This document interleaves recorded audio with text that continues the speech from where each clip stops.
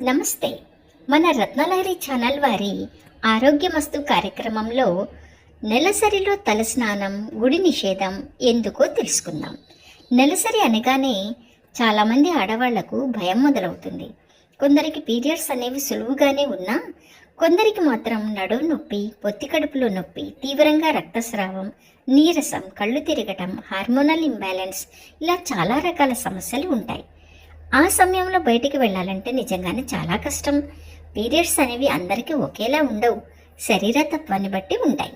అయితే ఇవి రాను రాను మూఢాచారంగా, అపవిత్రంగా తయారయ్యాయి.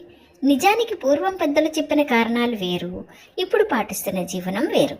అందులోనూ కొందరి ఇళ్లలో ఎలా ఉంటుందంటే అవి ముట్టుకోకూడదు, ఇవి చేయకూడదు, పిల్లల్ని ఎత్తుకోకూడదు, ఇలా రకరకాల వంటివి ఉంటాయి. వీటితో ఆ మహిళలతో పాటు ఇంట్లోని వారు కూడా ఆ 3 రోజులు ఇబ్బంది పడాల్సిందే. మహిళలను పీరియడ్స్ సమయంలో పక్కకు ఉండమని చెప్పడం వెనుక ఉండే సూక్ష్మాలను ప్రస్తుతం జనాలు గ్రహించలేకపోతున్నారు.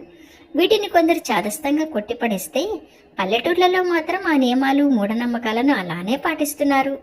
అయితే మహిళల పీరియడ్స్ వెనుక పెద్దలు చెప్పిన సూక్ష్మాలు కాకుండా పలు సైంటిఫిక్ రీజన్స్ కూడా ఉన్నాయి. వాటిని గ్రహిస్తే మహిళలు ఏమాత్రం ఆందోళన చెందాల్సిన పనే లేదు.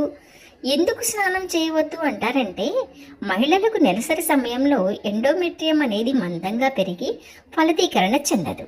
అది అండంతో పాటు రక్తస్రావం ద్వారా శరీరం నుంచి వెళ్ళిపోవాలి, లేదంటే పలు రకాల సంతాన సాఫల్య సమస్యల్ని ఎదుర్కోవాల్సి ఉంటుంది.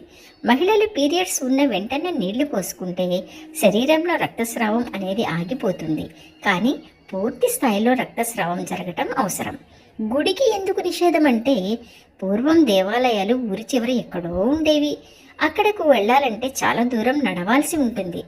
అలా నడవటం వల్ల మహిళలకు అధిక రక్తస్రావం అవుతుంది, అందుకే వెళ్ళకూడదని అంటారు.